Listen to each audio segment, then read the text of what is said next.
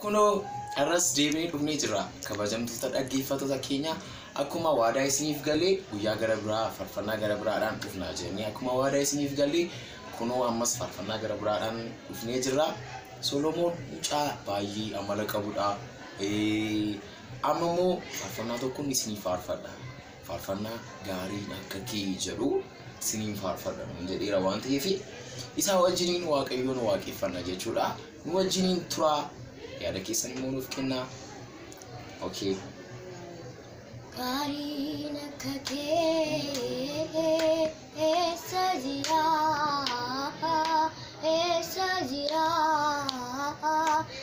sajira pekan kake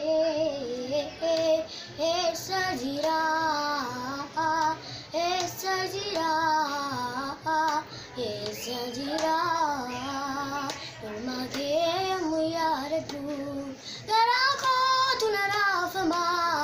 Keraku tunarafama ucha ke baase dupachu tilma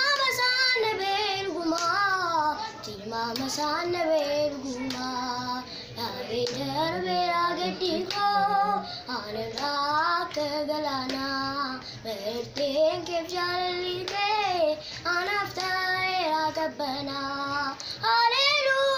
hallelujah hallelujah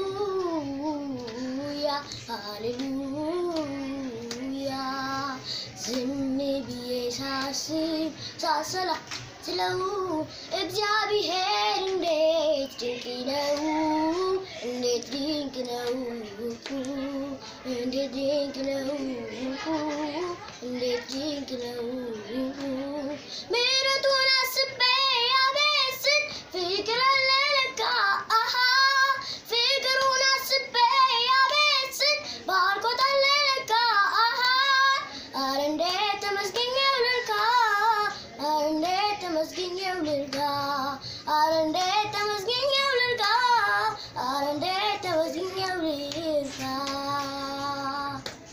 Wow, akka baay'ee jaallatan abdii guddaan qaba.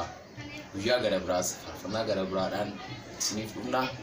Soolii akkasiin jajjabeessitan hin barbaada yaada keessan kennaa fi viidiyoo kana sheer godhaa.